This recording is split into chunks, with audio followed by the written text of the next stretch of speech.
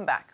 You're watching The World from Below, and that was a clip from Sydney University where students staged a protest action against a lecture by Colonel Richard Kemp in March.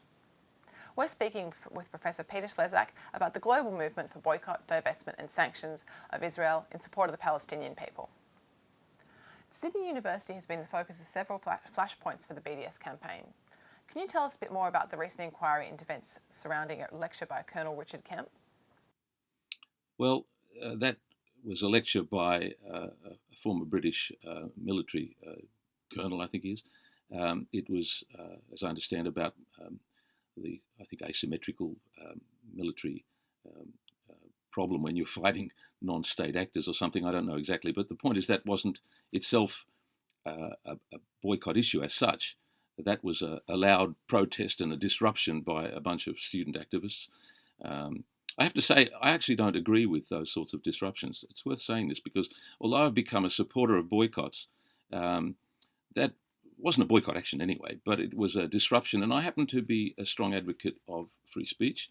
And I'm always quoting John Stuart Mill and the fundamental liberal principle that actually, if you believe in the principle of free speech, you should give the freedom of speech, the opportunity to be heard, to the most detestable views. This is very counterintuitive for most people. They think that if a view is sufficiently horrible, then it ought not to be heard. The important point about it is that the most brutal dictators, Stalin or whoever you can think of, they gave free speech to the views they agreed with. And the only test of whether you're really committed to free speech is whether you give it to the views you detest.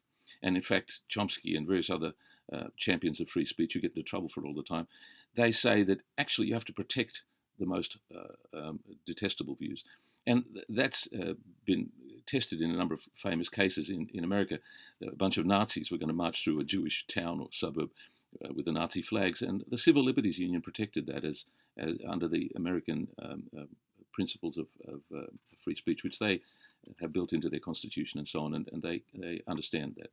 So these are very important principles that we need to uphold. But anyway, as far as the Kemp lecture was, so these students disrupted it, and the relevance here, I suppose, is that the accusation against one of the lecturers was that he behaved in a way that was anti-Semitic against some of the audience members.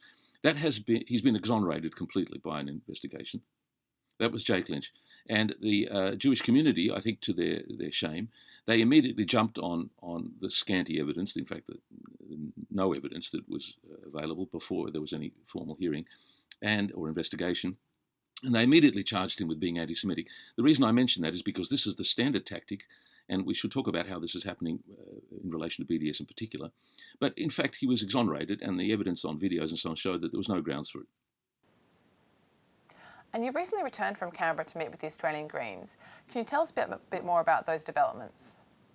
Well, look, the Greens recently got into trouble unfairly. The new leader of the Greens, Richard Di Natale, was asked a question whether he supports a Jewish state.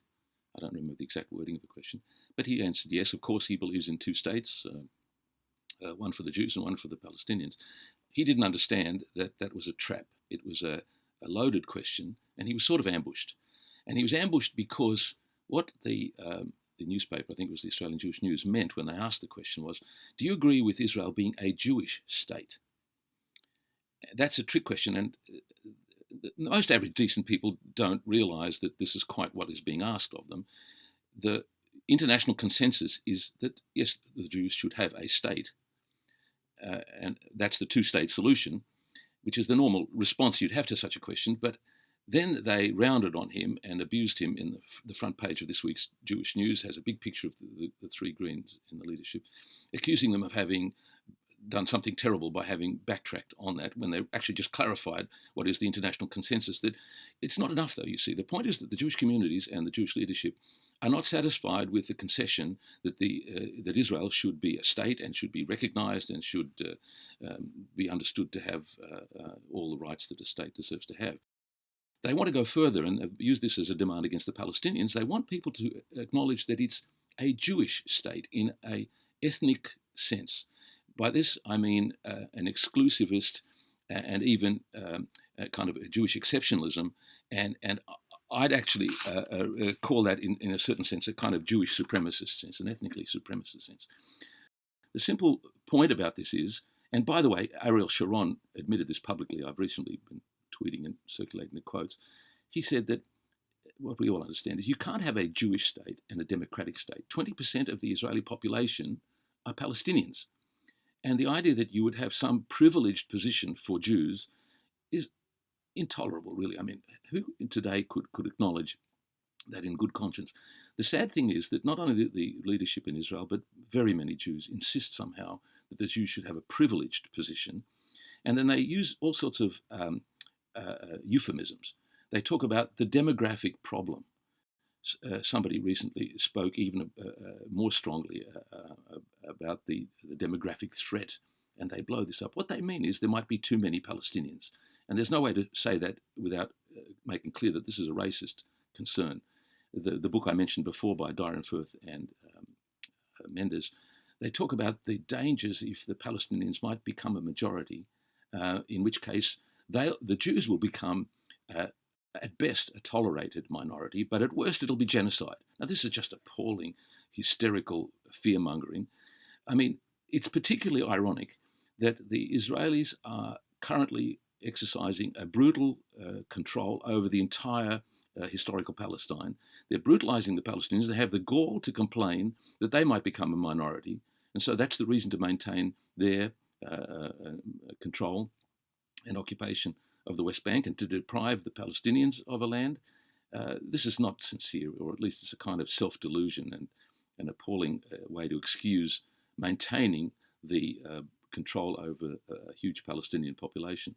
So the point is that the Jewishness of the state is at the heart of their complaints, and they want to reverse this to say, well, they can't give Palestinians equal rights. I know very many Palestinians, and it's rather sad that they are just asking, now that the possibility of a Palestinian state has effectively been taken away,